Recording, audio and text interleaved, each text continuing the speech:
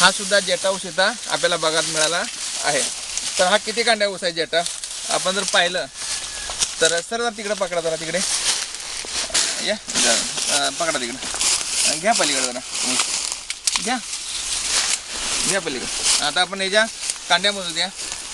हा जेटा आहे 1 2 3 4 5 6 7 8 9 10 11 12 13 14 15 16 17 18 19 20 21 22 23 24 25 26 27 28 29 30 31 32 33 34 35 36 37 38 39 40 आणि 41.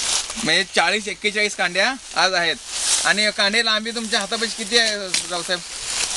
साधारणतः लांबी साधारण 8 ते 9 इंचापर्यंत आहे. 8 ते 9 इंचापर्यंत साधारण एक वीतभर आहे. एक वितीच्या आसपास आहे.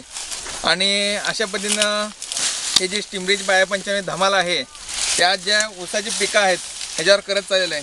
आता आपला टोटल किती एकर ऊस आहे रावसाहेब? माझा तर इथं 8.5 एकराचा प्लॉट आहे हा. 8.5 एकराचा. आणि माझ्याकडं 25 एकराचं 25 एकर आहे. आता आपला जो ऊस आहे जो परवा तुमचा 3.5 एकराचा ऊस गेलाय तो किती रान आहे?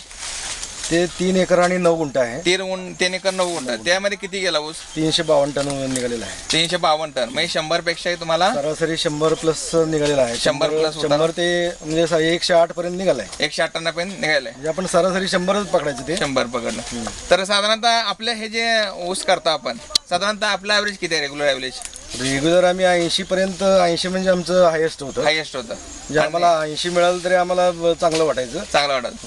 पण आता हे जेव्हापासून आम्ही नेटसर्फचे प्रॉडक्ट वापरायला लागलो तेव्हापासून आम्हाला 20 ते 25 टनाचा साधारण आता फरक जाणवायला लागलाय या वर्षी.